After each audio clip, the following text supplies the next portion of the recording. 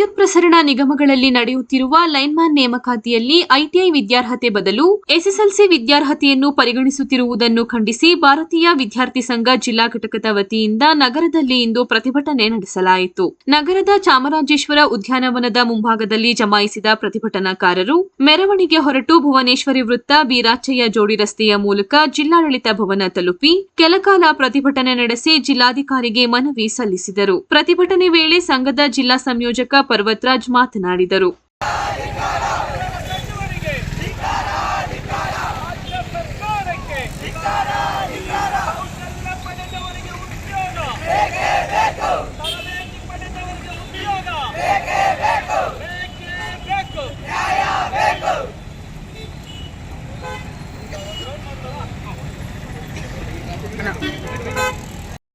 ಮತ್ತು ಅದರ ಅಂಗಸಂಸ್ಥೆಗಳು ಏನೀಗ ಉದ್ಯೋಗಕ್ಕೆ ಆಹ್ವಾನ ಮಾಡಿದ್ದಾರೆ.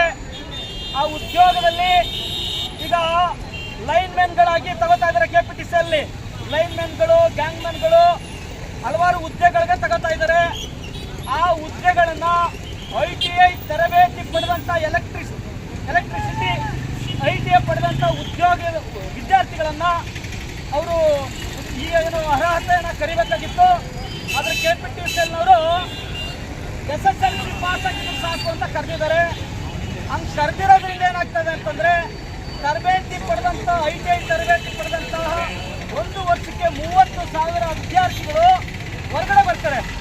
ಹಾಗಾಗಿ ಲಕ್ಷಾಂತರ ಐಟಿಐ ತರಬೇತಿ ಪಡೆದಂಥವರು ಬೀದಿಯಲ್ಲಿ ನಿಂತ್ಕೊಳ್ಳುವಂತಹ ಈ ಪರಿಸ್ಥಿತಿಯನ್ನು ರಾಜ್ಯ ಸರ್ಕಾರ ಒಡ್ಡಿದೆ.